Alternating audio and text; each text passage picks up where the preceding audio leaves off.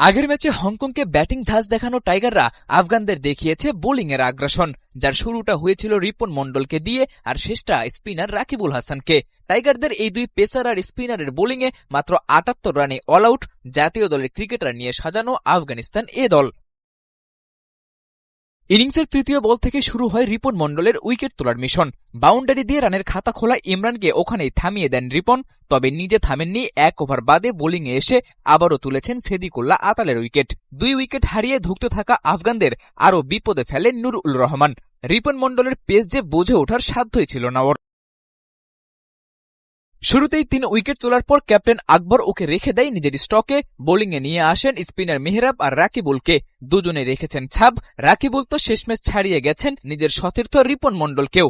৪ ওভারে মাত্র ৭ রান খরচায় তুলে নিয়েছেন ৩ উইকেট। টাইগার বোলারদের মধ্যে এক্সপেন্সিভ বলতে কেবল আবু হায়দার রনি। ছোট রানের লক্ষ্যে ব্যাট করতে নেমে টাইগার ব্যাটারদেরও পড়তে হয়েছে চ্যালেঞ্জের মুখে। হংকং ম্যাচের হিরো হাবিবুর রহমান সোহানের সাথে আরেক ওপেনার জিসান আলম দুজনেই ফিরেছেন মাত্র ১০ রান করে। পাওয়ার প্লে শেষ হতেই মাত্র ২৪ রানে ২ উইকেট। টাইগার শিবিরে বাড়িয়েছিল দুশ্চিন্তা, তবে অনূর্ধ্ব ১৯ দলের তারকা ওপেনার জাওয়াদ আবরার বড়দের ক্রিকেটে এসেই দেখালেন নির্ভরযোগ্য ব্যাটিং।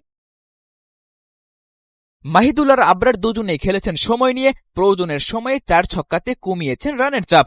দুর্দান্ত এই ব্যাটিং শৈলীতেই রাইজিং স্টার্স এশিয়া কাপে আফগানিস্তান এ দলের বিপক্ষে বাংলাদেশের জয় ৮ উইকেটের।